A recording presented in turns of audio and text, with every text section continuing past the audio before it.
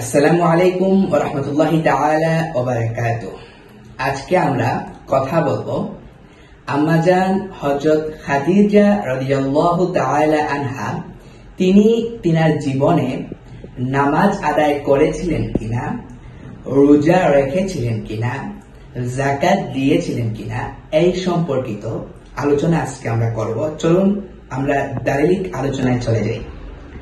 প্রথমে যদি আমরা নামাজ নিয়ে কথা বলি, তাহলে আমরা যদি একটু গবেষণা করি আমরা দেখতে পাই ইমাম ইবনে আব্দুল বার তিনার কিতাব আল ইস্তিআবের মধ্যে তিনি লিখে দিয়েছেন আব্দুল্লাহ ইবনে আব্বাস রাদিয়াল্লাহু তাআলা আনহুমারও অভিমত এটাই যে সাল্লা রাসূলুল্লাহ সাল্লাল্লাহু আলাইহি ওয়াসাল্লাম ইয়াউমাল ইসনাইন ওয়া সাল্লাত খাদিজাতু আখির ইয়াউমিল ইসনাইন, যে প্রিয় নবীজি সর্বপ্রথম যেই দিন নামাজ আদায় করেন সেই দিনটি ছিল সোমবার এবং সেই দিনের শেষ ভাগে খাদিজা রাদিয়াল্লাহু তাআলা আনহা নামাজ আদায় করেছিলেন।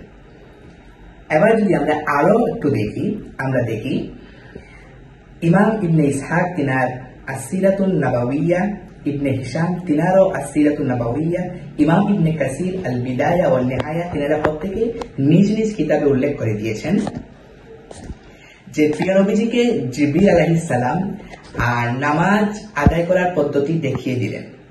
তারপর প্রিয় নবীজি ফাজাআ রাসূলুল্লাহ সাল্লাল্লাহু আলাইহি ওয়াসাল্লাম খাদিজাতা ওয়া আখবারহা, প্রিয় নবীজি খাদিজা রাদিয়াল্লাহু তাআলা আনহার কাছে আসলেন এবং জিবরিল আলাইহিস সালামের শিখিয়ে দেওয়া নামাজের পদ্ধতি খাদিজা রাদিয়াল্লাহু তাআলা আনহাকেও শিখিয়ে দিলেন। এরপর প্রিয় নবীজি ওযু করার পদ্ধতিও শিখালেন।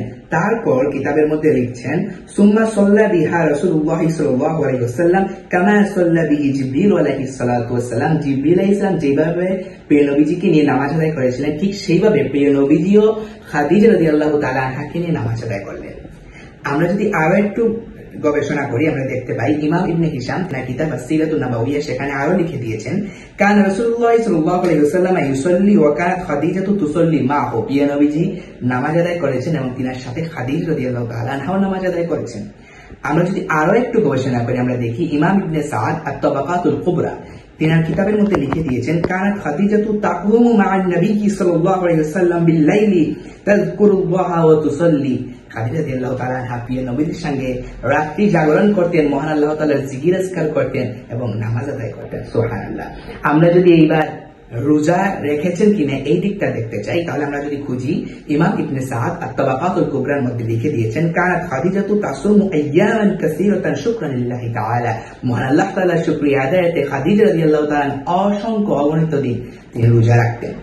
এবার যদি আমরা যাকাত নিয়ে কথা বলি, যাকাত তো আমরা আমাদের সম্পদের কিছু অংশ আমরা দিই, কিন্তু খাদিজা রাদিয়াল্লাহু তাআলা আনহা তো সেই মহিয়সী নারী যিনি তিনার সমস্ত সম্পদ দ্বীনের খেদমতের জন্য বিলিয়ে দিয়েছিলেন।